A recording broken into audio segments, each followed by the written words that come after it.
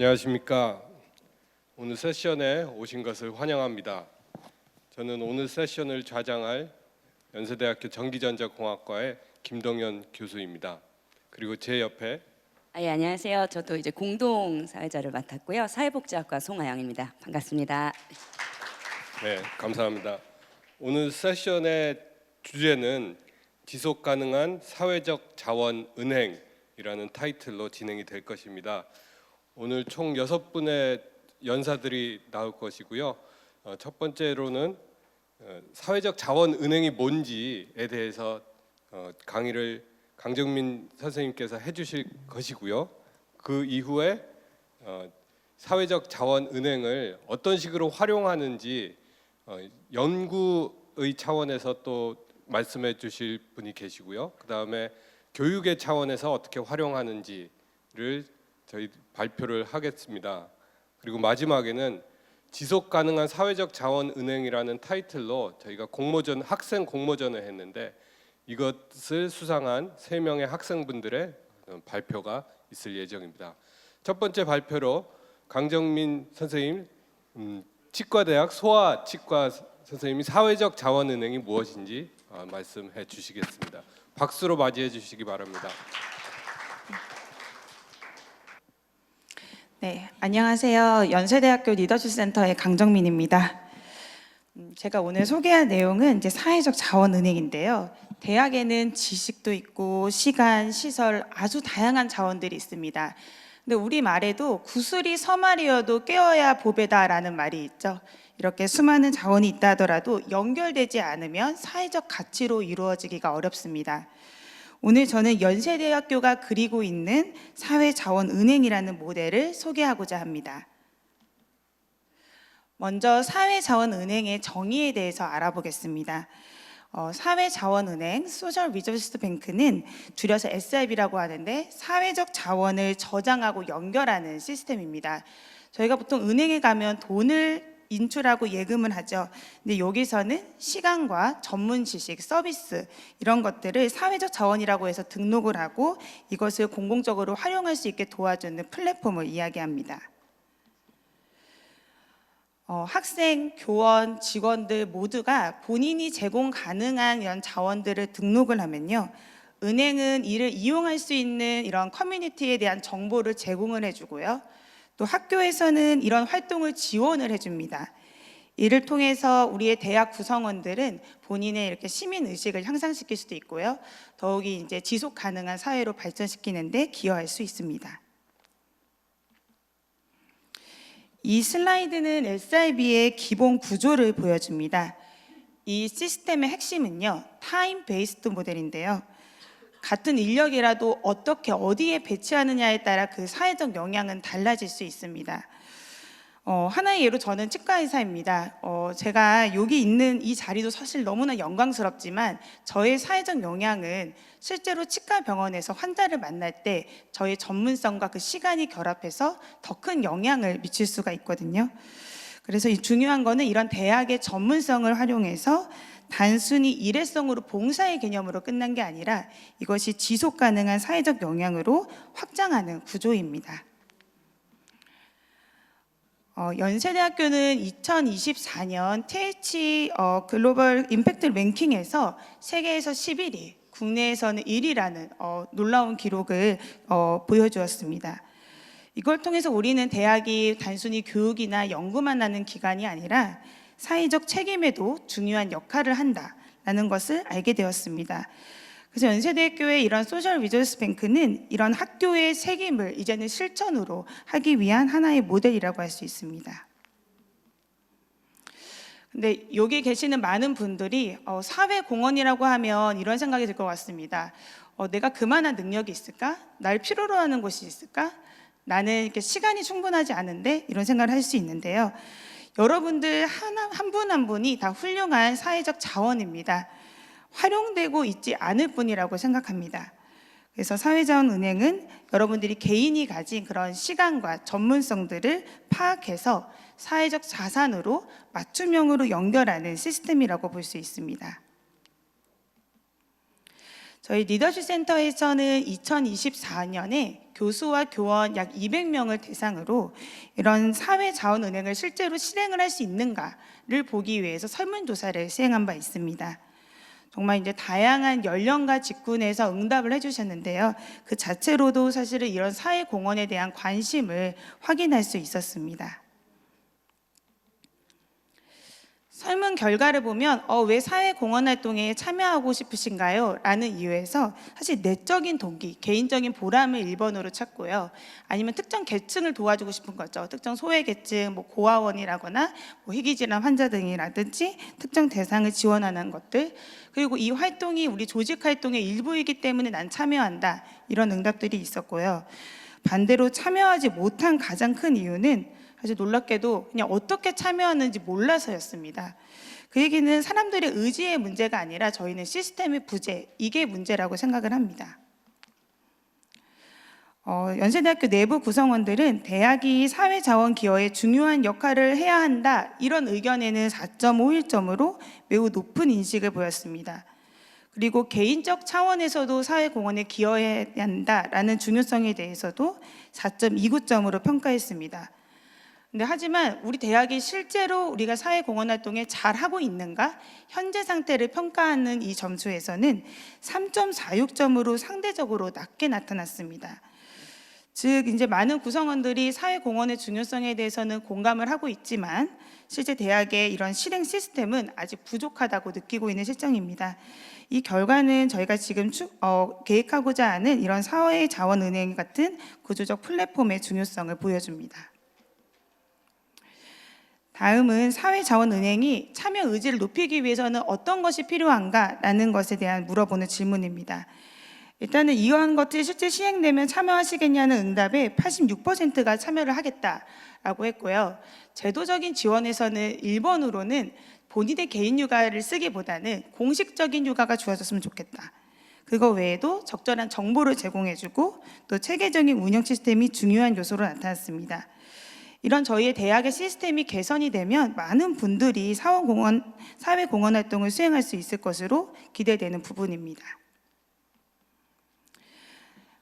사회자원은행이 실제로 작동하는 방식은 이와 같이 생각해 볼 수 있습니다. 먼저 이 시스템의 기본 단위는 시간이고요. 예를 들어 2시간 봉사를 하면 2타임의 크레딧이 형성이 되는 거죠. 그리고 이때 그 서비스의 가치는 단순히 시간에 곱해서 이루어지는 게 아니라 이 시간이 갖고 있는 전문성과 또 이것을 요구하고 있는 사회적인 수요와 연결시켜서 생각해 볼 수 있습니다. 그리고 이 다음에는 엑스퍼타이즈 매칭입니다. 저희가 갖고 있는 이런 다양한 전문성들을 실제로 지역사회가 필요하는 문제랑 연결시켜주는 시스템이죠.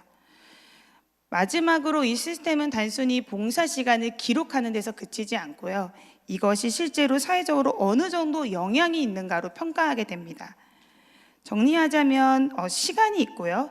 엑스퍼타이즈 매칭이 있고 이걸로 인한 소셜 임팩트, 이 세 단계를 통해서 대학이 가지고 있는 전문성을 측정 가능한 사회적 가치로 전환하는 과정입니다. 해외에서도 저희가 생각하는 이것과 유사한 모델이 있는데요. 왼쪽은 영국의 타임뱅크입니다. 일정한 지역사회에서 시간을 화폐처럼 교환하는 이런 시스템인데 실제로 이제 대면이 어려웠던 코비드 시기에도 8만 시간 이상의 봉사활동이 이루어졌습니다. 오른쪽은 미국의 파트너스 인 케어입니다. 여기에는 환자들의 그런 병원 이동을 돕는 라이드 파트너스 프로그램, 그리고 이제 미국에는 워낙 집수리를 개인적으로 하기 때문에 그런 집수리를 서로 도와주는 위펄스 위드 케어 프로그램 등이 운영되고 있습니다. 이 사례들은 이런 시간에 기반된 자원 교환 시스템이 실제로 우리 사회에서 이루어질 수 있음을 보여주는 예입니다. 연세대학교에서도 이 모델을 확장하기 위해서 대학원생들을 대상으로 지속 가능한 사회적 자원은행 활용 아이디어 공모전을 작년에 진행한 바 있습니다. 학생들은 GPU를 자원을 공유하는 방법, 그리고 AI 연구를 체험하는 방법, 박물관 교육 프로그램 등 다양한 모델을 제안을 했고요. 오늘 이 자리에서 그 수상한 학생들의 발표가 이어질 예정이라고 합니다. 이는 대학 자원이 사회적 가치로 확장될 수 있음을 보여주는 아주 훌륭한 예라고 생각을 합니다. 대학은 지식, 전문성, 시간, 인프라라는 거대한 사회적 자원의 저장소입니다. 하지만 자원은 구조화가 돼야 되고요. 구조화된 곳이 필요한 곳과 연결이 돼야 되고 또 그 결과가 실제로 매저먼트 측정이 될 때 비로소 지속적인 사회적 영향이 만들어집니다. 저는 이것을 우리나라의 전통적인 품앗이 문화와 비슷하다고 생각을 하는데요. 예전에는 서로의 노동의 가치를 나누었다면 이제는 대학이 가진 지식과 전문성을 나누는 현대적 지식적 품앗이라고 할 수 있습니다. 그래서 저희는 스트럭처, 매칭, 매저먼트를 기반으로 한 SIB가 대학이 사회와 함께 작동하는 새로운 운영 모델이 될 것으로 기대합니다. 연세대학교의 사회자원은행이 대학과 사회가 함께 성장하는 지속 가능한 협력 모델로 함께 성장하기를 기대합니다. 감사합니다. 네, 감사합니다. 저희 Q&A는 세션이 끝나고 혹시 시간이 되면 그때 일괄적으로 하도록 하겠습니다. 네, 다음 연사는 한수정 교수님이시고요. 교육대학원에 계시고 사회적 자원은행의 또 다른 한 축을 설명을 해 주실 것입니다. 혹시 저분 어디서 많이 뵀는데라고 생각하시는 분이 있으면 어제 하루 종일 저희 지프 행사의 사회를 보셨던 분이라서 아마 익숙할 것입니다. 큰 박수로 맞이해 주시기 바랍니다. 네, 반갑습니다, 여러분. 오늘은 소셜 리소스 뱅크가 어떤 것인지 또 강정민 교수님께서 잘 설명을 해줘서 이것을 그럼 과연 어떻게 하면 실행시킬 수 있을까? 우리가 과연 이 소셜 리소스 뱅크가 딱 잘 정착하기 위해서는 어떤 방법이 필요할까? 우리는 왜 이런 좋은 플랫폼이 있다고 한들 왜 안 할까? 왜 봉사란 왜 이렇게 어려운 것일까? 우리의 인식은 어떻게 전환되어야 될까? 이런 여러 가지 고민들을 한번 함께 나눠보려고 합니다. 이미 정의나 왜 필요한지 그리고 이상적인 얘기는 또 앞에서 많이 해주셨거든요. 근데 저는 정말 궁금한 것이 어떻게 이렇게 많은 플랫폼 사례들이 있고 전 세계적으로 영국이나 프랑스, 미국 다양한 지역에서 이런 타임뱅크, 소셜 리소스 뱅크 플랫폼을 이용을 해서 많은 사람들이 애용을 하고 있는데 다들 연구의 결과를 보면은 굉장히 좋은 면이 있음에도 불구하고 이 플랫폼이 활성화되는 데는 굉장히 한계가 있고 또 지속 가능하게 연결되는 것도 분명히 한계가 있어 보입니다. 그래서 오늘 이 시간에는 저희가 SRB가 좋은 거는 알겠는데 왜 필요할까? 그리고 연구를 통해서 어떤 좋은 점이 있고 어떤 아웃컴이 있는지 그리고 이것을 실제로 만약에 우리가 프로그램을 디자인을 한다면 연세대에 어떻게 프로그램을 디자인할 것이며 그리고 이 학생들의 동기를 어떻게 유발을 해야 될까라는 부분들을 한번 고민해 보도록 하겠습니다. 굉장히 복잡한 슬라이드로 보이는데요. 왜 우리는 봉사를 할까? 이런 부분부터 제가 첫 번째 연구 주제를 가지고 왔습니다. 물론 우리는 봉사를 순수한 마음에서 하게 되는데요. 또 반면에 많은 연구에서는 순수한 목적도 있지만 또 다른 목적들도 있다라는 것을 밝혀내고 있습니다. 그게 무슨 말일까요? 라고 하는데요. 불순한 이타주의라고 들어보셨나요? 이타주의는 이타주의인데 굉장히 불순하다? 이게 어떤 의미일까요? 왜 나는 되게 예쁘게 이타주의로 예쁘게 봉사를 포장하고 싶은데 그것을 불순하다? 이 이론은요, 지금 보시면은 앤드레 오니라는 분이 이제 순수 이타주의의 모델의 좀 한계점을 제시했습니다. 정부 지원이 민간 기부를 완전히 대체를 하지 못하고 이제 기부 자체에서 오는 내적 만족도를 조금 더 강조해야 되지 않을까라는 부분에서 Neuroscientific Evidence와 Psychological Health Effect 그리고 또 한국 연구들도 보시면 개인적인 어떤 이득이 많다라는 것을 좀 내포한다고 보시면 되겠습니다. 봉사는 희생일까요? 희생이라는 프레임을 주기보다 사실은 내 내면의 행복도, 그리고 심지어 수면 영장, 그리고 내적으로도 굉장히 활발한 그런 행복감, 그리고 도파민까지 나오는 등등의 기부 행위 자체에서 오는 내적 만족도가 워낙에 강하게 나온다고 합니다. 그래서 헬퍼스 하이라는 그런 말도 있고요. 돕는 행위 자체가 엔도르핀이 분비되고 코르티솔이 감소되고 또 금전 보상과 동일한 신경 보상 회로가 작동이 한다고 합니다. 그래서 희생을 하거나 봉사를 했을 때 금전 보상을 받는 것처럼 받지 않아도 동일한 신경에서 보상 회로를 느끼기도 하고요. 또 봉사를 했을 때 저희가 맛있는 음식을 먹었을 때 행복도처럼 같은 곳에서 자극이 일어난다는 연구들도 있습니다. 스트레스 뇌 활성도 감소되면서 전측 뇌섬엽, 편도체 활동도 저하된다는 그런 연구들도 있고요. 역시 이제 받는 것보다는 주는 것이 신경학적으로 유의하다는 말 때문에 이런 좀 들으면은 좀 슬플 수도 있지만 그런 불순한 이타주의라는 이론까지 이제 있어 왔는데요. 그렇지만 우리가 이런 이타주의적인 면의 개인적인 행복도, 웰빙, 그리고 신체적으로 좋아지는 것만으로는 또 이게 설득력이 있을까 이런 생각이 듭니다. 과연 이런 개인적인 레벨의 내용들 말고도 지역사회에는 어떤 것들이 영향을 좋게 끼칠 수 있을까라는 부분을 연구를 했을 때도 사회적 고립감이 감소되고 공동체 소속감이 강화되면서 자연스럽게 자원봉사 참여 지속성과 동기부여가 향상된다고 합니다. 그리고 어찌 보면은 우리가 항상 기부, 줄 때의 기쁨들이 물론 있습니다만 특히나 도네이션을 할 때 익명으로 도네이션을 하고 또 물질적이나 신체적이나 자원적인 부분에서 익명으로 했을 때 더 보상이 크다는 연구 결과도 있거든요. 그래서 아무도 모를 때 봉사를 하는 것이 더 좋다라는 말도 있는데 과연 그래도 give and take라는 그런 social exchange theory에서는 이 면이 어떻게 보일까라는 고민도 해볼 수 있을 것 같습니다. 저희가 아무 혜택을 받지 않고 이렇게 기버로서만 계속 일을 한다는 게 과연 가능할까?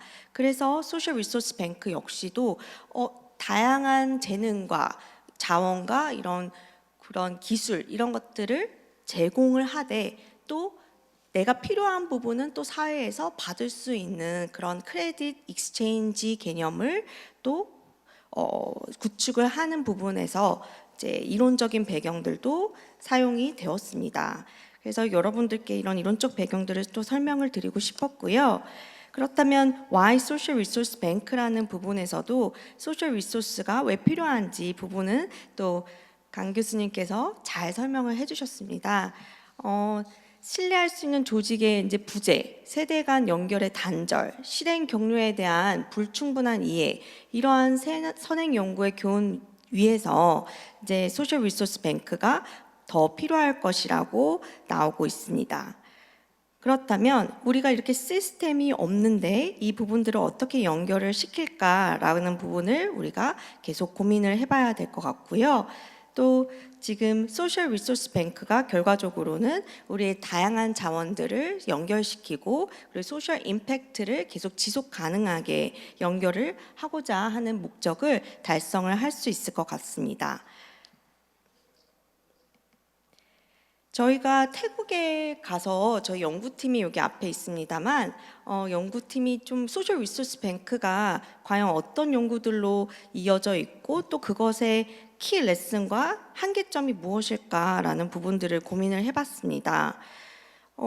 팀 마인셋이라고 해서 서로 배우고 성장하고 같이 일을 하면서 협력을 할 수 있는 그런 타임뱅크를 통한 어떤 신뢰가 교환이 되고 또 지속적으로 디지털 플랫폼에서 그 연결이 가능하게 된다는 것은 굉장히 좋은 의미로 받아들일 수 있다는 것을 선행 연구를 통해서 확인을 했습니다. 하지만 그럼에도 불구하고 굉장히 액션을 할 때 굉장히 어렵다. 계속 지속 가능하게 하기 위해서는 더 정교하게 문제를 해결을 해야겠다라는 부분을 생각을 해봤는데요. 이런 좋은 플랫폼이 있어도 우리가 액션을 하지 않으면은 굉장히 실행되기가 너무 어렵다는 거죠. 우리가 기후 문제나 우리가 가지고 있는 SDG의 골들을 목표들을 17개나 지금 해결을 해야 된다고 하는데, 그쵸? 큰 목표들이 있는데 그런 목표들을 저희가 자원에서 해결을 한다고 했을 때 그 목표를 달성하기 위해서 필요한 것이 무엇일까? 저희는 많은 문제들을 이미 AI가 90% 이상 해결할 수 있는 방법을 고안했다고 합니다. 그렇다면 우리가 이미 알고 있는 해결법을 어떻게 우리가 자원을 연결해서 해결할 수 있을까? 이 부분은 소셜 리소스 뱅크의 어떤 핵심 가치일 수도 있을 것 같습니다. 그 의미는 같이 함께 노력하면서 해결을 할 수 있을 것 같은데요. 제가 계속 이렇게 말씀을 드리면서도 계속 의구심이 드는 것이 어떻게 우리가 함께 연결해서 헤쳐나갈 수 있을까? 왜 문제 해결법은 다 나와 있는데 우리는 액션을 하지 않을까? 이런 부분들이 계속 고민이 됩니다. 그래서 그 부분은 인식 개선으로 우리가 가능하지 않을까?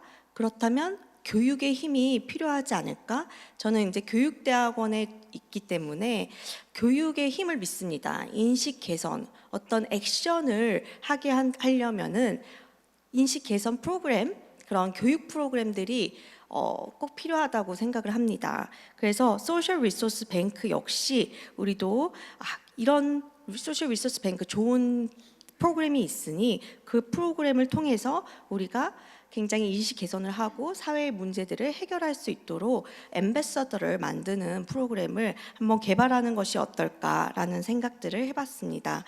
그래서 다양한 이런 이론적으로 개인 레벨, 유니버시티 레벨, 소셜 레벨로 이런 다양한 강점들이 있다는 것은 우리가 알고 있습니다.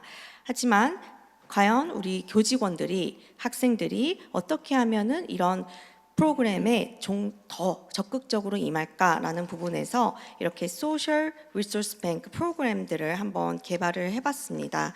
이거를 실천하기에는 좀 시간들이 걸리겠지만 아무래도 기본적으로 모집을 하고 이 소셜 리소스 뱅크가 왜 필요하며 이 플랫폼을 활성화하기 위한 문제점부터 설계까지 그리고 그것을 실행하는 그런 부분들을 한번 고안을 해봤습니다. 그래서 여러분들께서는 자연스럽게 이 사회적 인식을 갖게 되고 또 내 자원이 이렇게 연결돼서 사회 문제를 해결할 수 있구나라는 부분들도 같이 함께 생각해 볼 수 있을 것 같습니다. 네, 제가 이 정도로 이렇게 자원 교육 부분들을 이야기를 해봤고요. 그리고 자세한 내용들은 또 여기 뒤에 이제 루브릭이나 위크 프로그램들을 이렇게 보여드렸습니다. 네, 저는 이상입니다. 감사드립니다. Sorry. 네, 한수정 교수님 너무 감사합니다. 그래서 앞에서는 이제 선생님들께서 이제 강정민 교수님께서 SRB가 무엇인가를 말씀을 해주셨고 한수정 교수님께서는 과연 그러면 그것이 어떻게 실현 가능한가라는 부분을 또 고민을 해주셨습니다. 그래서 저는 이제 백그라운드가 사회복지여서 그러니까 다들 아시겠지만 실은 사회복지는 이제 자원봉사라고 하는 게 굉장히 오랫동안 굉장히 중요한 자원으로 활용이 되어 왔거든요.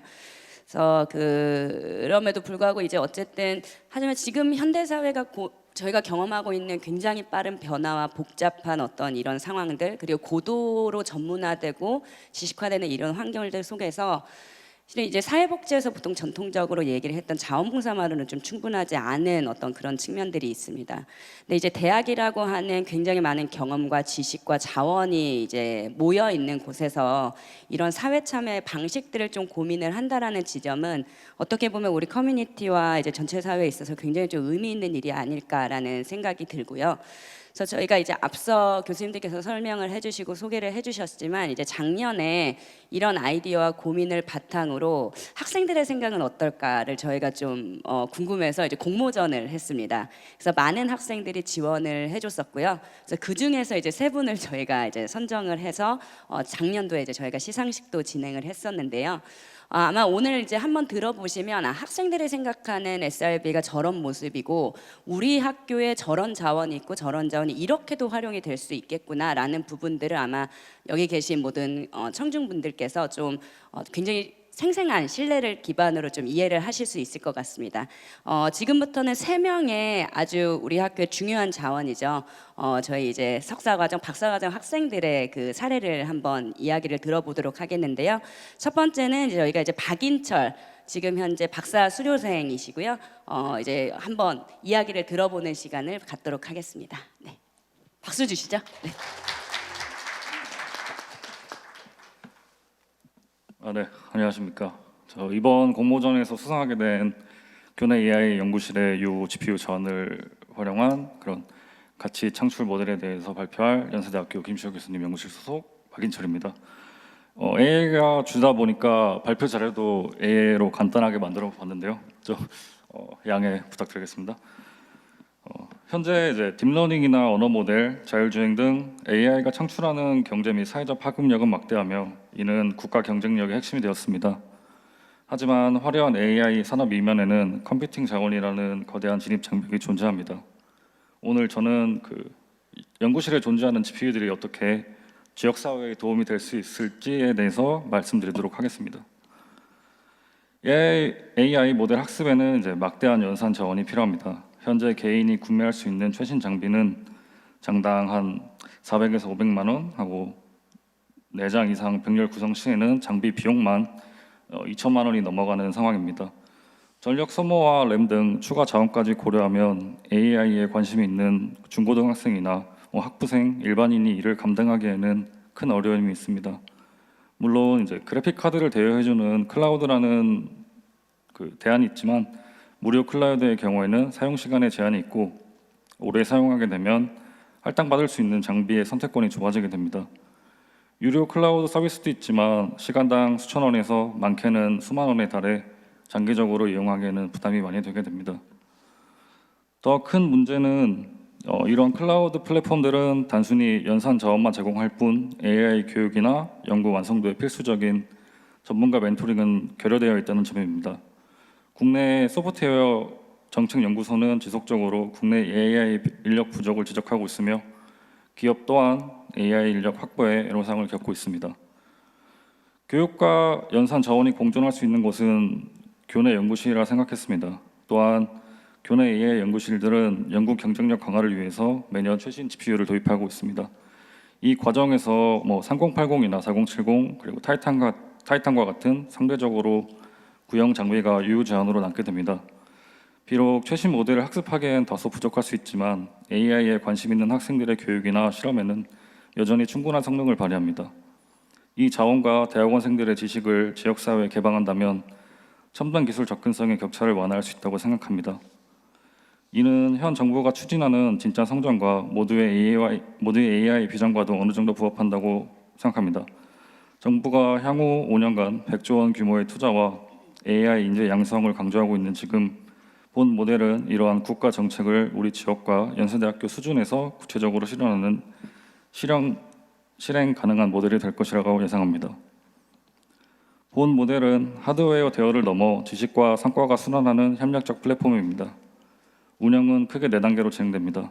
첫째는 연구실의 요 GPU를 모아서 가상 환경용으로 독립적이고 접근이 쉬운 환경을 구축합니다. 둘째는 사회 문제 해결 AI 챌린저와 같은 공모전을 통해 실질적으로 기여가 가능한 프로젝트를 선발합니다. 셋째는 선발된 팀에게는 대학원생과 교수진이 멘토로 배정됩니다. 멘토는 데이터셋 구축부터 네트워크 설계와 논문 작성까지 밀착 지원하며 이를 통해 멘티는 실무를 배우고 대학원생은 리더십을 기르는 상호 성장의 기회를 얻게 됩니다. 마지막으로 개발된 알고리즘을 GitHub에 오픈소스로 공개하고 국내외 학술대회 발표로 이어지게 하여 지속적인 이런 지식 생태계를 만들게 됩니다. 아무리 좋은 계획도 유지가 안 되면 소용이 없습니다. 본 모델은 단발성 이벤트가 아닌 꾸준한 운영을 지향합니다. 장비 교체 주기에 맞춰서 내부적으로 구형 자원을 지속 확보하고 가능하다면 학내 지원금 및 소규모 기술 지원 협약을 통해 최소한의 운영비를 충당할 것입니다. 또한 모델 경량화 기술을 활용해 구형 장비의 한계를 극복하고 환경 세팅 표준화로 편의성을 높일 계획입니다. 본 모델은 규모는 작을지 모르나 교육기회 확대 그리고 지역 문제 해결이라는 분명한 사회적 기여를 창출할 수 있을 것입니다. 한정된 상황 속에서도 지식과 경험을 나누는 이 작은 시도들이 모이면 기술 소외를 막고 AI 인재 저변을 넓히는 커다란 파도가 될 것이라 예상합니다. 네, 이상 박인철이었습니다. 네, 감사합니다. 저희도 이제 이 이야기를 듣고 이게 새로 이제 굉장히 자주 교체를 하더라고요. 장비를 교체를 하고 그 과정에서 이제 유휴 이제 그 자원들이 있고 그 부분들에 대해서 이제 이것을 그냥 어떤 버려지는 자원이 아니라 어떻게 이것들을 환원을 할 수 있을까라는 부분을 고민을 한 지점이 저희도 굉장히 많이 배우는 시간이었습니다. 그래서 박인철 선생님 너무 감사드립니다. 네. 네, 다음으로 저희 또 다른 이야기를 들어볼 텐데요. 이번에는 또 이제 MRI와 AI라는 이야기를 좀 들어보실 차례입니다. 지금 오시는 선생님은 이제 서승현 선생님이시고요. 한번 또 재미있는 이야기를 한번 들어보시죠. 박수 부탁드리겠습니다. 네, 안녕하세요. 연세대학교 전기전자공학과 박사과정 서승현입니다. 오늘 저는 새로운 자원을 만드는 이야기가 아니라 이미 존재하지만 보이지 않는 자원을 어떻게 발견하고 사회와 연결하고 지속 가능하게 만들 수 있는지에 대해 이야기하겠습니다. 왜 사회적 자원 은행이 필요한지 세 가지 근거를 말씀드리겠습니다. 첫째, MIT에서 시작된 FabLab은 대학의 유휴 장비를 지역 사회에 개방하는 모델인데요. 현재 125개국에 2,500개 이상이 운영되고 있습니다. 유휴 자원을 여는 것이 지속 가능하게 확장될 수 있다는 것을 이미 증명한 사례입니다. 둘째, 미국 대학들은 약 1,120억 달러에 달하는 시설 관리 적체를 안고 있는데 수업 시간 외에는 상당 부분이 비어 있습니다. 셋째, 영국에서는 65세 이상 고립 인구가 580만 명에 달하며 지역사회 자원 공유가 이 고립을 줄일 수 있다는 연구가 축적되고 있습니다. 문제는 자원의 부족이 아니라 연결의 부재입니다. 유휴 자원을 사회적 가치로 전환하려면 세 단계가 필요합니다. Discover, 어떤 자원이 유휴 상태인지를 파악합니다. Connect, 그 자원을 필요로 하는 곳과 연결합니다. Sustain, 재원, 인력, 품질 관리, 제도적 파트너십까지 갖춰야 일회성이 아닌 지속 가능한 시스템이 됩니다. 이제 이 프레임을 하나의 구체적 자원, MRI에 적용해 보겠습니다. MRI 자기공명 영상은 강한 자기장과 라디오파를 이용해 인체 내부를 촬영하는 기술입니다. 방사선 없이 뇌, 심장, 관절 같은 연조직을 고해상도로 볼 수 있는 유일한 영상 장비입니다. 슬라이드 왼쪽의 사진이 실제 MRI 장비이고 아래쪽이 이 장비로 촬영한 뇌 영상입니다. 핵심 숫자를 보시겠습니다. 연구용 3T MRI는 한 대당 약 30억에서 50억 원에 달합니다. 한국은 인구 100만 명당 33.5대로 OECD 3위의 MRI 보유국입니다. 그런데 연구용 MRI의 유효 시간은 약 30에서 40%에 달합니다.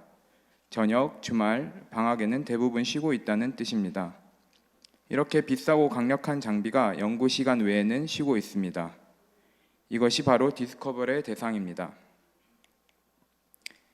왼쪽을 보시면 유효 실태입니다. 연구용 MRI는 보통 오전 9시에서 오후 5시까지만 사용되고 저녁과 주말에는 비어 있습니다. 그런데 헬륨, 전기, 냉각 시스템 같은 유지비는 24시간 발생합니다. 장비는 쉬지만 비용은 멈추지 않습니다. 오른쪽은 사회적 수요입니다. 자유학기제와 진로체험 수요는 급증하고 있지만 실제 연구 현장에 접근할 기회는 극히 제한적입니다. 또한 많은 학생들이 MRI를 의사들의 도구로 인식하고 있어 생체의공학 혹은 AI, 전기전자 같은 다양한 STEM, 즉 Science, Technology, Engineering, Mathematics 진로를 모르는 상태입니다. 유휴 시간과 사회적 수요, 이 둘을 연결하면 프로그램이 가능합니다. 연세대학교에 이미 있는 자원을 매핑해 보겠습니다. 왼쪽은 장비 자원입니다. 지멘스 3T 연구용 MRI가 연세대 MRI 센터에 있으며 약 30에서 50억 원 규모의 장비입니다. 주말과 방학, 저녁 시간에 유휴 시간이 존재하고 지멘스 전문 기사가 상주하고 있습니다. 오른쪽은 제안하는 지원 자원입니다. 전기전자공학과, 심리학과 내에 딥러닝 기반 fMRI 분석을 수행하는 연구실이 있어 교육 콘텐츠 개발이 가능하고 대학원생은 강의와 멘토링 인력으로 홍보대사단은 운영 보조로 참여할 수 있을 것입니다. 아직 운영 중인 프로그램이 아니라 자원 매핑에 기반한 제안입니다. 이제 커넥트 프로그램 설계를 보겠습니다.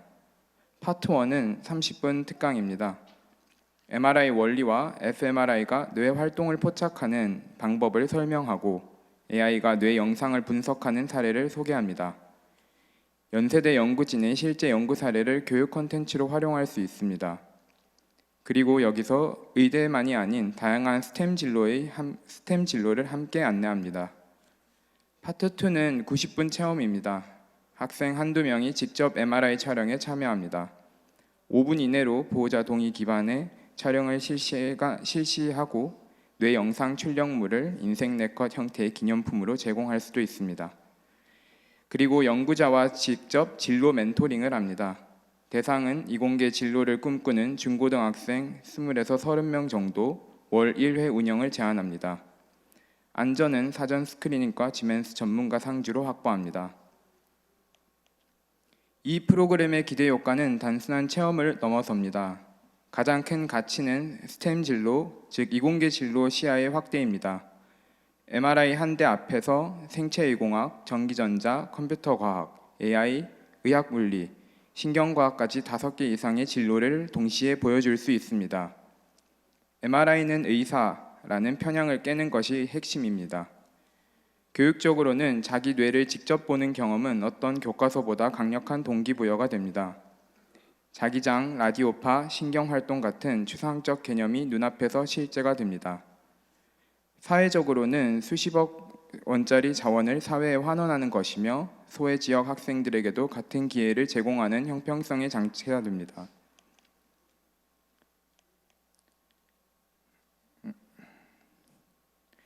좋은 프로그램도 구조가 없으면 1, 2회 만에 사라집니다.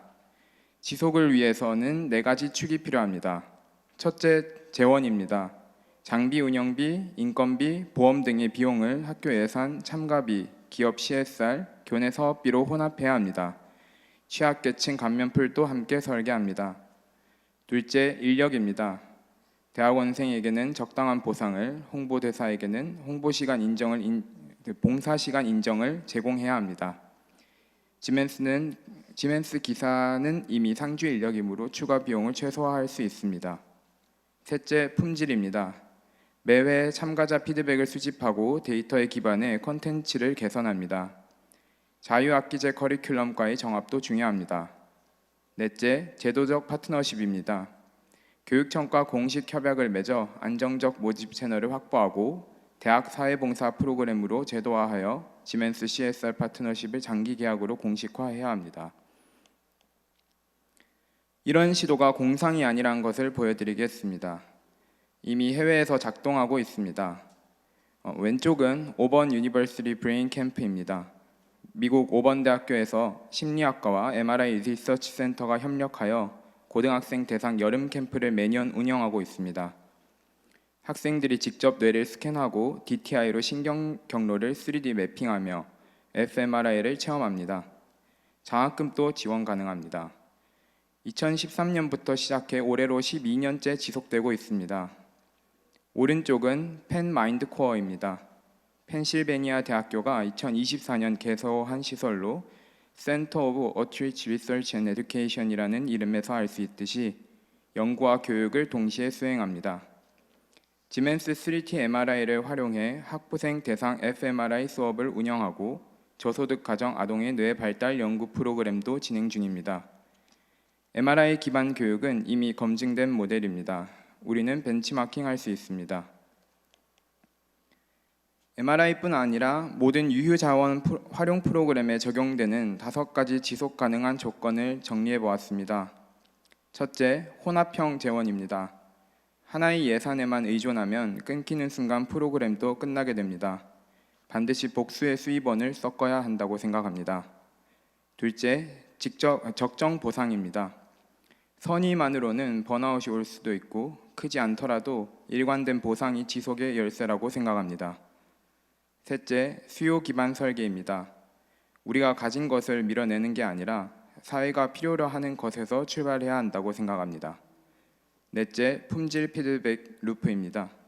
매회 데이터를 모으고 근거에 기반해서 개선을 해야 한다고 생각합니다. 다섯째, 형평성 장치입니다. 자원 공유가 이미 접근 가능한 사람들에게만 돌아가지 않도록 감면과 우선 배정이 반드시 필요하다고 생각합니다. 마무리하겠습니다. 자원은 이미 있습니다. Knowledge, Time, Technology 이 세 축이 Discover, Connect, Sustain 이 안에서 순환할 때 지속 가능한 사회적 자원 은행이 완성된다 생각합니다. 기억해야 할 것은 세 가지입니다. 하나, 여러분들의 기관을 둘러보며 어떤 자원이 유유 상태인지를 파악하고, 두 번째, 구조를 만들고 재원 인력, 품질 파트너십을 구축합니다. 세 번째로는 작게 시작하되 오래 지속하는 것이 필요하다 생각합니다. 감사합니다. 아, 네. 들으시면서 어떠셨어요? 그래서 굉장히 좋은 아이디어라는 생각이 들지 않으셨습니까? 그래서 이게 또 어떻게 보면 이공계의 유유자원을 통해서 새로운 그 이공계 계열의 진로를 꿈꾸는 학생들을 길러내고, 이런 부분들이 대학의 역할이랑 굉장히 잘 맞아떨어지는 그런 느낌이거든요. 그리고 서승현 학생이 지난번 발표 때보다 그 계획을 아주 구체적으로 이제 디벨롭을 시켜서 보면서도 저거는 거의 지금 그 계획까지 굉장히 구체화한 내용이어서 굉장히 흥미롭게 잘 들었습니다. 아마도 이제 서승현 학생 발표에서도 저희가 좀 고민을 해야 할 수 있는 부분은 그 계속해서 강조했던 구조를 만드는 것과 그다음에 지속 가능하도록 그 시스템을 만드는 것이 어쩌면 이제 대학의 역할이 될 수도 있겠다라는 그런 좀 고민을 하는 시간이었습니다. 너무 감사합니다. 네. 저희가 마지막으로는 두 분의 이제 이공계 학생의 아이디어를 들어봤고요. 저희가 마지막에는 교육대학원에서 지금 현재 역사 교육을 전공하고 있는 석사 수료생 학생입니다. 홍자연 학생의 아이디어를 또 한번 즐거운 마음으로 들어보시죠. 박수 부탁드리겠습니다.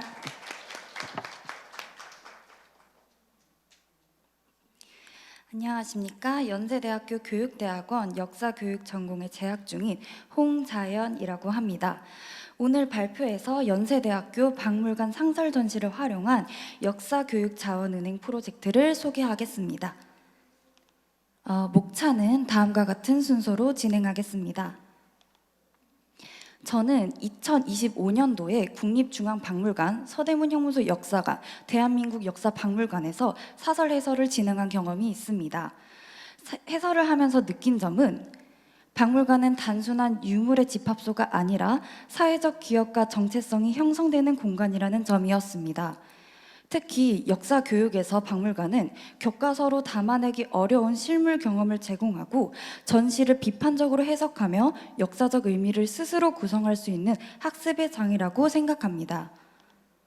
하지만 학습의 공간으로서의 박물관 교육은 몇 가지 한계점에 직면하고 있습니다. 먼저 교사들은 교과 수업을 준비하는데도 익숙하지만 박물관 전시 자료를 수업에 연결하는 방법에 대한 연수를 받은 경험은 거의 없습니다. 이 때문에 학교에서 박물관으로 체험학습을 가더라도 단순한 견학 수준에 머무르는 경우가 많습니다. 또한 박물관에서는 교육 담당자가 상근하지 않거나 해설 중심으로 진행되기 때문에 관람자가 스스로 탐구하고 경험할 수 있는 기회가 제한되기도 합니다. 이뿐만 아니라 장애인, 다문화 가정, 노년층 등 다양한 관람객을 포용할 수 있는 맞춤형 프로그램이 아직 충분히 개발되지 않았습니다. 이러한 점에서 특정 집단 중심으로 전시가 해석되고 운영되는 한계가 있으며 박물관의 포용성과 접근성 역시 충분히 확보되지 못한 상황이라고 볼 수 있습니다. 연세대학교 역시 자체 박물관에서 상설 전시와 기획 전시를 운영하고 있으며 다양한 역사적 자원을 보유하고 있습니다. 그러나 이러한 자원을 지역사회와 교육 현장에 어떻게 연결할 것인가라는 과제는 여전히 남아 있습니다. 최근 박물관 교육 담론에서 지속 가능성이 중요한 가치로 강조되고 있습니다. 이에 따라 우리는 박물관이 단순한 관람 공간을 넘어 지역사회에 협력하고 다양한 집단을 포용하는 지속 가능한 교육 공간이 되어야 된다고 보았습니다. 따라서 본 프로젝트는 연세대 박물관의 상설 전시 자원을 사회적 자원은행과 연계하여 지역 사회와 공유하고 이를 통해 박물관이 가진 교육적, 사회적 가치를 확산하는 것을 목표로 하였습니다. 먼저 온라인 상설 전시관 프로젝트를 소개하겠습니다. 이 프로젝트는 연세대학교 박물관에 소장된 역사 자료를 마치 현장에서 관람하는 것처럼 360도 VR 제공하는 것을 목표로 합니다. 관람자가 특정 전시물을 클릭하면 설명문이나 음성 해설이 나타나도록 구성하고 이러한 해설 자료는 역사교육 전공 교수와 학생들이 함께 제작합니다. 또한 다양한 언어 버전의 해설도 제공할 계획입니다. 이러한 360도 VR 전시는 현재 국립고궁박물관에서 제공되고 있습니다. VR 전시가 어떻게 구현됐는지 간단한 영상을 통해서 살펴보겠습니다.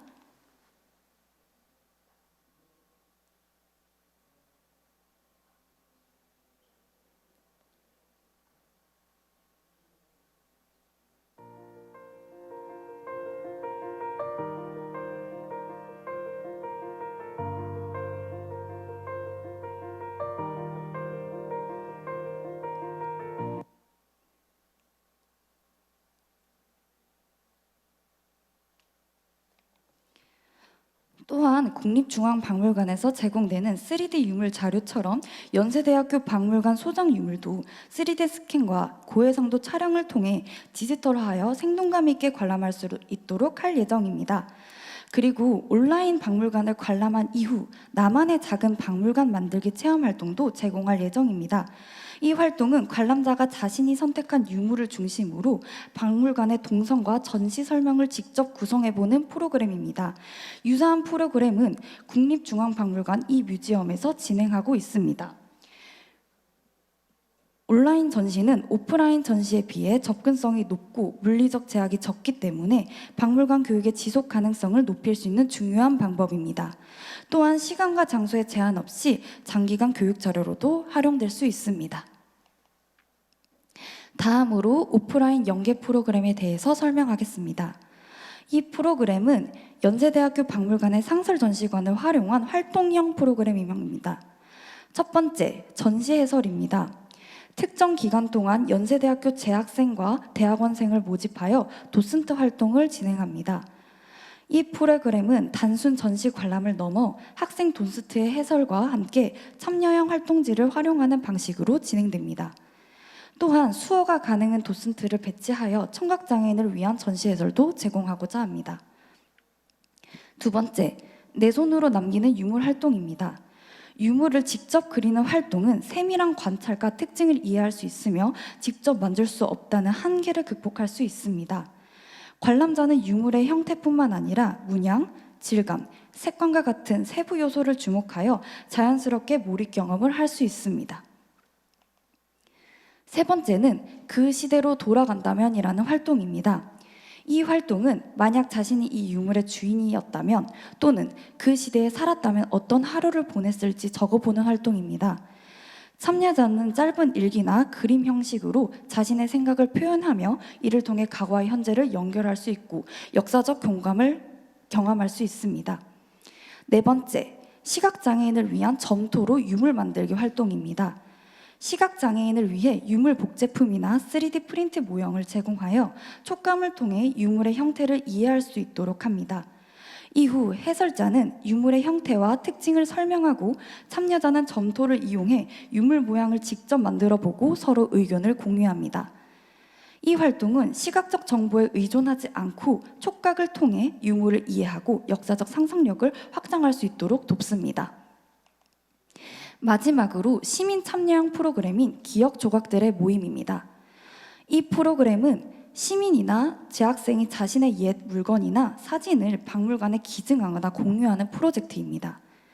예를 들어 과거 신촌거리의 사진이나 당시 사용했던 물건 등 다양한 자료를 수집합니다. 수집된 자료는 박물관 관계자와 역사교육 교수진이 자료를 선별합니다. 이렇게 모인 자료는 연세대 박물관 내 별도 공간에 소규모로 전시를 구성합니다. 이 과정에서 시민들은 전시 주제 선정과 구성 과정에 직접 참여할 수 있으며 일부 참여자는 도슨트로 활동할 수 있는 기회를 제공받습니다. 또한 전시에 사용된 자료와 설명문을 리플렛 형태로 제작하여 학교나 지역 커뮤니티에 배포함으로써 교육 자료로 활용할 수 있도록 합니다. 전시 공간에서는 관람객이 느낀 점이나 질문을 남길 수 있는 공간마저 마련합니다. 이를 통해 시민은 박물관 유물을 직접 선택하고 전시를 기획하는 경험을 하게 됩니다. 나아가 박물관은 지역 사회와 소통하며 시민의 삶의 기억을 담아내는 공동체 학습의 장으로 해석될 수 있습니다. 발표 끝으로 지속 가능성 확보 방안 및 기대 효과에 설명하겠습니다. 첫째, 제도적 기반을 마련하는 것입니다. 연세대학교 차원에서 학점 연계형 교과목을 개설하여 대학원생과 학부생이 박물관 교육 수업을 통해 박물관 프로그램 기획과 운영을 참여할 수 있도록 합니다. 이를 통해 학생들은 이론 학습과 실제 운영 경험을 함께 쌓을 수 있으며 교육과 실무를 연결하는 효과적인 학습을 이루어질 수 있습니다. 또한 프로그램의 안정적인 운영을 위해 지속적인 예산 확보와 성과 관리 체계를 마련이 필요합니다. 이를 통해 활동 결과를 평가하고 공유하며 사업의 지속성과 연속성을 강화할 수 있습니다.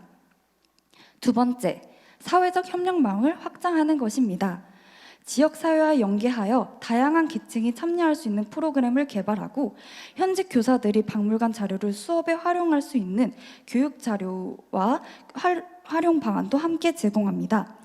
또한 다문화 가정, 노년층을 위한 특화 프로그램을 마련하여 포용적인 박물관 교육을 실현하고자 합니다. 특히 시각장애인을 위해서 3D 프린팅 모형과 음성 해설 등을 제공해서 누구나 박물관에 접근할 수 있도록 합니다. 마지막 세 번째로 디지털 아카이브를 지속적으로 업데이트하는 것입니다. 온라인 전시를 통해 박물관 자료를 상시 공유하고 시민 참여형 프로그램의 결과물 역시 온라인 아카이브에 축적하여 누구나 접근할 수 있도록 합니다. 이를 통해 물리적 공간의 한계를 넘어 박물관 교육의 확장성과 지속성을 확보할 수 있을 것을 기대합니다. 마지막으로 본 프로젝트는 연세대의 박물관의 상설 전시 자원을 기반으로 온라인과 오프라인의 프로그램을 연계하여 박물관 교육의 접근성과 지속 가능성을 확대하고자 하였습니다. 이를 통해 박물관이 단순히 전시 공간을 넘어 지역사회와 함께 기억을 공유하고 학습하는 공동체적 교육 공간으로 확장할 수 있을 것을 기대합니다. 앞으로 이러한 시도가 대학 박물관이 가진 교육적 자원을 지역사회와 연결하고 누구나 참여할 수 있는 지속가능한 박물관 교육 모델로 발전하는 데 기여하기를 바랍니다. 이상으로 발표를 마치겠습니다. 감사합니다.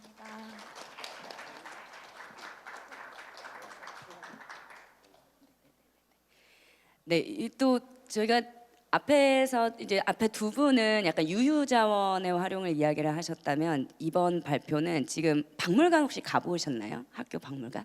어디 있는지는 다들 아세요? 저 가끔씩 왔다 갔다 하는데 굉장히 좀 썰렁해요.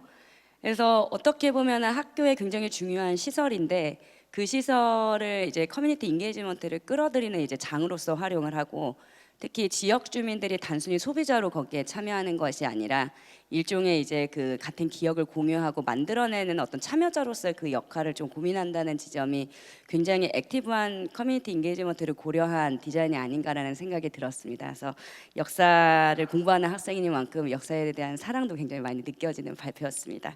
저희가 실은 이제 그 프로그램지를 보시면 최준일 교수님도 저희가 이제 발표자로 계시는데요. 실은 영상으로 그 내용을 대체하셨습니다. 그래서 저희가 지금부터 띄워드릴 이 영상은 최준일 교수님의 발표 내용이라고 보시면 되겠습니다. 같이 시청해 주시죠. 네. 안녕하십니까. 서울성모병원 영상의학과에 근무하고 있고 대한영상의학회에서 정책연구이사를 맡고 있는 최준일입니다. 먼저 오늘 GEEF 2026의 연자로 초청해 주신 것에 감사드리며 무한한 영광으로 생각하고 있습니다. 하지만 제가 현장 참석을 하지 못하고 이렇게 동영상으로 여러분을 만나 뵙게 된 점에 대해서는 죄송하다는 말씀 먼저 드리고 싶습니다. 오늘 제가 말씀드릴 내용은 Sustainable Radiology, 지속가능한 영상의학이 무엇이고 왜 우리가 이 지속가능한 영상의학에 관심을 가져야 하는가입니다. 지속 가능한 영상의학에 관하여 논하기 위해서는 먼저 기후변화와 헬스케어의 관계를 알아보아야 합니다. 기후변화는 인간의 헬스케어에도 직접적 혹은 간접적으로 영향을 미칩니다. 직접적인 영향으로는 열사병이나 탈수, 영양 부족 같은 것을 생각해 볼 수 있겠고, 간접적 영향으로는 공기오염에 의한 호흡기나 심혈관계 질환의 증가, 혹은 수인성 전염병 같은 새로운 전염병의 증가, 또 다양한 정신과적 질환의 증가도 생각해 볼 수 있겠습니다. 이러한 기후변화가 인간 건강에 미치는 영향은 모든 파퓰레이션에서 영향을 발생시키지만, 특히 취약한 계층, 어린이라든지 노인이라든지 만성질환을 갖고 있는 사람들, 야외에서 일하는 노동자들, 혹은 가난한 사람들에서 더 많은 영향을 미치게 돼서 심각한 문제를 야기할 수 있습니다. WHO에 의하면 1년에 약 25만 명의 추가적인 사망이 기후변화 때문에 발생한다고 합니다.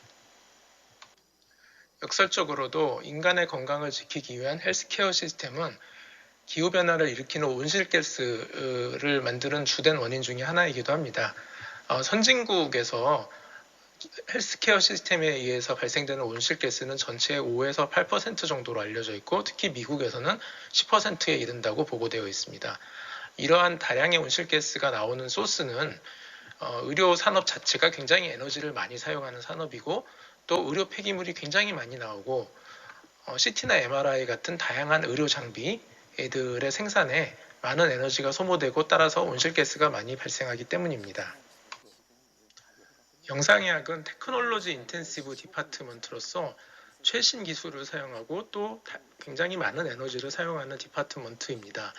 특히 영상검사는 에비던스 베이스드 메디슨 환경에서 매우 빠른 속도로 증가되고 있습니다. CT나 MRI 같은 대형 장비들은 전력을 굉장히 많이 사용하는 장비들로서 온실가스를 발생시키는 주요 원인이 되기도 합니다. 여기서 살펴보셨을 때 주의하셔야 될 점은, MRI가 당연히 굉장히 많은 온실가스를 발생시키고 CT가 MRI의 약 3분의 1 정도를 사용합니다. 그런데 초음파는 MRI나 CT에 비해서 10분의 1 이하의 굉장히 적은 에너지를 사용한다는 점을 확인할 수 있고, 일반적인 엑스레이 검사, 즉 일반 촬영 검사보다도 초음파가 사용하는 에너지가 10분의 1 이하라는 것을 알 수가 있습니다. 즉 초음파가 굉장히 에너지 이피션트한 영상 검사라는 점이죠. 전 세계적으로 봤을 때 CT와 MRI에서 발생되는 이산화탄소는 약 0.77%로 2015년에 보고됐고, 이후에도 지속적으로 증가되고 있습니다. 전체 항공산업에서 발생되는 온실가스가 약 2.5% 정도인 점을 고려해 보았을 때, CT와 MRI에서 발생하는 온실가스가 그 양의 3분의 1 정도 되는 굉장히 많은 양인 것을 알 수 있습니다. 이러한 에너지 소모량을 좀 더 구체적으로 살펴보았을 때, 앱도미널 MRI를 한번 찍었을 때 방 3개짜리 집이 하루 종일 사용할 수 있는 전력을 사용을 하고요. 자동차로 약 288km를 갈 수 있는 에너지를 사용을 합니다. 스위스의 한 병원에서 연구한 결과 4대의 MRI와 3대의 CT를 갖고 있는 병원이 약 852명의 주민이 살고 있는 마을이 1년 동안 쓰는 전기의 양을 사용한다고 알려져 있고, 이 중에서 특히 55% 정도는 장비 사용에 사용되는 에너지였지만 45% 정도는 쿨링 시스템, 즉 공조 시스템에 의해 사용되는 에너지였습니다. 즉 공조 시스템이 굉장히 많은 에너지를 쓰고 있다는 것을 알 수 있었고요. 가장 문제가 되는 것은 아이들 파워 웨이스트, 즉 대기 시간의 에너지 소모가 굉장히 많다는 점입니다. CT 같은 경우는 전체 에너지 소모량의 3분의 2가 아이들 스테이트에서 발생했고, MRI 같은 경우에는 3분의 1이 발생했습니다. 즉 장비를 사용하고 있지 않을 때 장비를 끄거나 저전력 모드로 전환을 한다면 굉장히 많은 에너지를 줄일 수 있다는 점입니다. 영상의학 장비 외에도 워크스테이션이라든지 데이터 센터도 많은 에너지 소모의 원인이 됩니다. 영상의학과에서는 팩스 워크스테이션 같이 굉장히 많은 컴퓨터를 사용을 하고 있고요. 특히 이제 점점 영상 검사가 많아지고, 특히 AI가 사용되면서 더 많은 데이터 센터를 이용을 하게 됩니다. 따라서 영상의학 검사에서 발생되는 에너지가 단지 장비뿐만이 아니라 이런 워크스테이션들이나 데이터 센터에서도 다량 발생하고 있다는 것을 알 수 있습니다. CT나 MRI 초음파와 같은 이미징 파트 외에도 인터벤션 파트도 마찬가지로 많은 에너지를 사용하고 온실가스를 발생시키고 있습니다. 인터벤션 파트의 경우 공조 시스템이 많은 에너지를 쓰고 있는 점은 CT MRI와 동일하지만 두 번째로 많은 에너지를 쓰고 있는 파트는 디스포저블 아이템, 즉 일회용 재료 소모품인 것을 알 수 있습니다. 따라서 이런 일회용 재료를 줄인다거나 혹은 적절히 폐기를 한다면 많은 에너지 낭비를 줄일 수가 있겠습니다.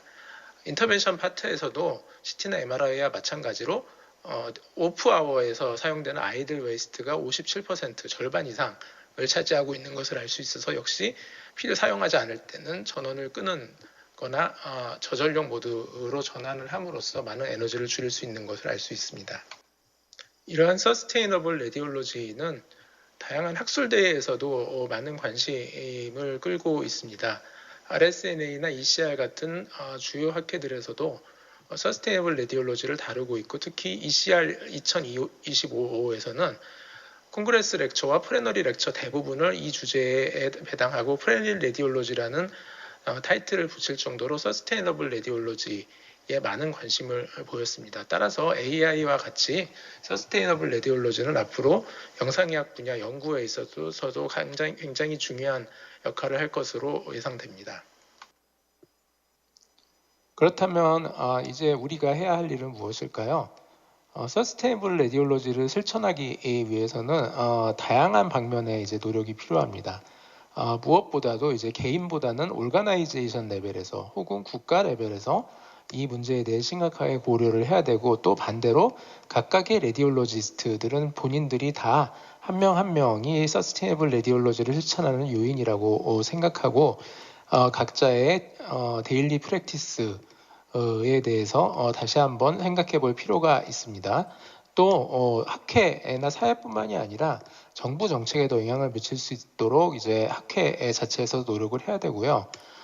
매일매일 진료하는 데 있어서 환자의 당장 필요한 니즈와 우리가 책임을 지고 이제 영상 검사를 하는 입장에서 니즈와 어떤 것을 우리가 아껴야 되는지에 대해서 비교해가며 평가해 볼 필요가 있습니다.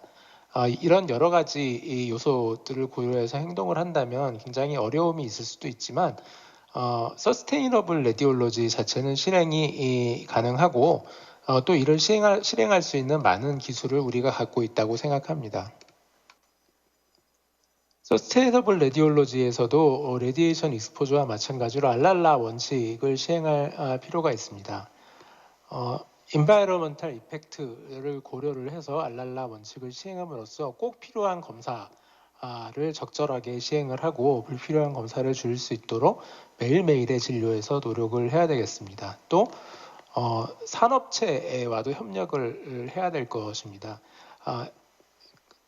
온실가스 배출을 줄이기 위해 노력하고 있는 회사들과 좀 더 협조를 많이 해야 되고 또 이렇게 소모품을 만드는 그런 회사들에서도 리사이클을 좀 더 열심히 하고 거기에 대해서 심각한 고민을 하는 회사들의 제품을 더 많이 구입을 한다든지 해서 우리가 갖고 있는 포지션에서 서스테이너블 레디올로지가 실천될 수 있도록 노력을 해볼 수 있겠습니다. 또 당연히 서스테이너블 레디올로지의 에비던스를 밝히는 연구도 필요할 것이고요.